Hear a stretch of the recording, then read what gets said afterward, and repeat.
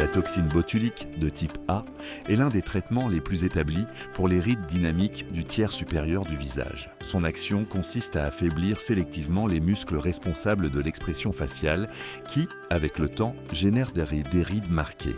Les principales indications incluent les rides glabellaires, les rides horizontales sur le front et les pattes doigts, toutes associées à la contraction répétée des muscles tels que le frontal, les corrugateurs et le muscle orbiculaire des yeux. Une évaluation anatomique précise et un dosage individualisé sont essentiels pour obtenir des résultats naturels et sûrs, évitant ainsi des altérations fonctionnelles ou esthétiques.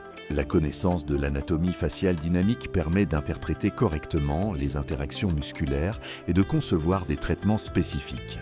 Chez les femmes, l'objectif est de maintenir un élargissement harmonieux du sourcil. Chez les hommes, une disposition plus droite est tolérée. Les injections doivent être réalisées avec une seringue d'insuline d'1 ml et une aiguille 30G, en ajustant les doses en fonction de l'épaisseur musculaire et des caractéristiques du patient. Il est essentiel d'éviter la diffusion du produit vers des zones non souhaitées, en particulier dans les régions comme l'orbiculaire, où une application incorrecte peut induire une ptose ou une expression inexpressive. Au-delà du tiers supérieur, la toxine est utilisée hors étiquette dans des zones comme la lèvre supérieure, le menton et le cou. Ces applications nécessitent une extrême précision, car la marge d'erreur est étroite. Par exemple, le traitement du muscle mentonnier est indiqué pour corriger l'apparence de peau d'orange au niveau du menton, et les bandes platysmales au niveau du cou sont traitées avec de faibles doses superficielles. Son utilisation est déconseillée chez les patients de moins de 18 ans, les femmes enceintes ou les personnes souffrant de troubles neuromusculaires.